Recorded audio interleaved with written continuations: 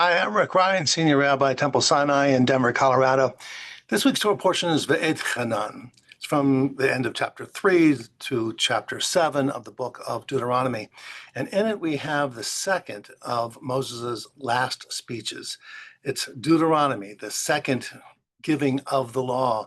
It's Moses' chance to review all that the children of Israel have gone through. Now, of course, he's speaking to a new generation, and generation that's about to enter the promised land. And he won't enter the promised land, but he wants to give them the lessons, give them the essence of what's going to help them persevere.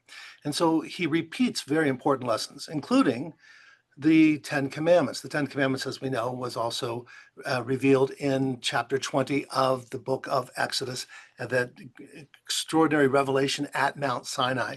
Well, he repeats it in Deuteronomy with some variations, but he wants to make sure that this new generation feels as if they too were at Mount Sinai, that they too have this teaching, the Torah, that will help them persevere. He also has, in chapter 6, the watchword of our Jewish faith. That is the Shema. We are taught that we should recite this, B'shok b'chav kumecha, when we lie down and when we rise up. And then we shall bind them as a sign upon our hands and as frontlets between our eyes. And we will write them on the doorposts of our house. And that we should vishanantam levanecha, teach them to our children, repeat them to our children. Reminders of what? Reminders that, yes, there's one God, and that all life is of God, i.e., all life is one. Shema Yisrael, Adonai Eloheinu, Adonai Echad. Hear, O Israel, Adonai is our God. Adonai is one. All life is of God. And we needed those reminders, but then we asked the question, naturally, why do we need those reminders?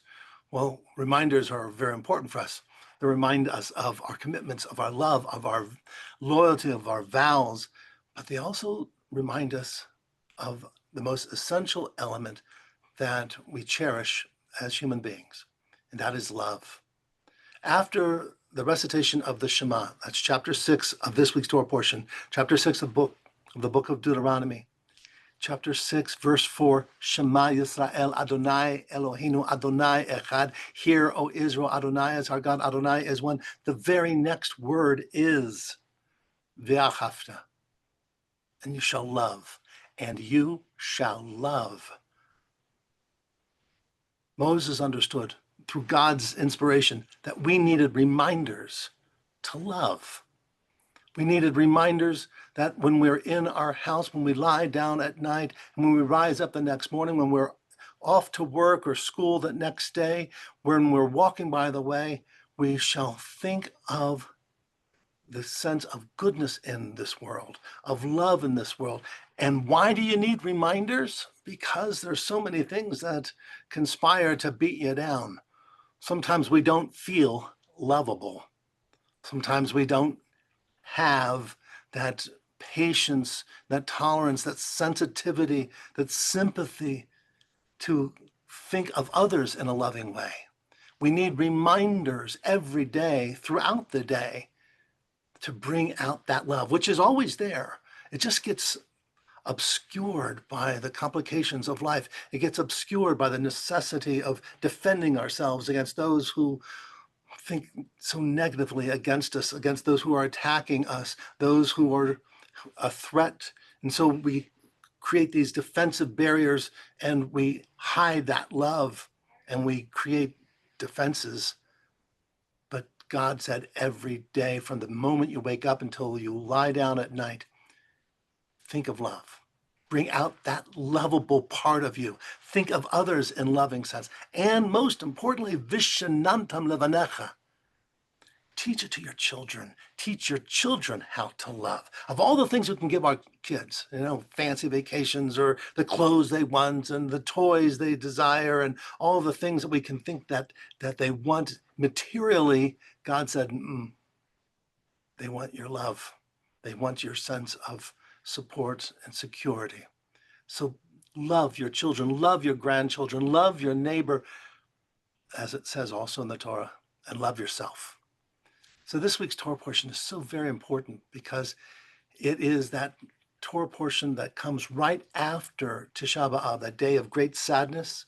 And Ve'et Hanan is also known as Shabbat Nachamu, as the prophet Isaiah said, Nachamu, Nachamu on me. Be comforted, my people. Be comforted with what? With fancy things and food. Perhaps that can bring some temporary joy, but we're comforted by love, the love of family, the love of friends and community. Let us bring that love and comfort each other and build this world on that most essential of all of the gifts that we cherish, love. Shabbat Shalom.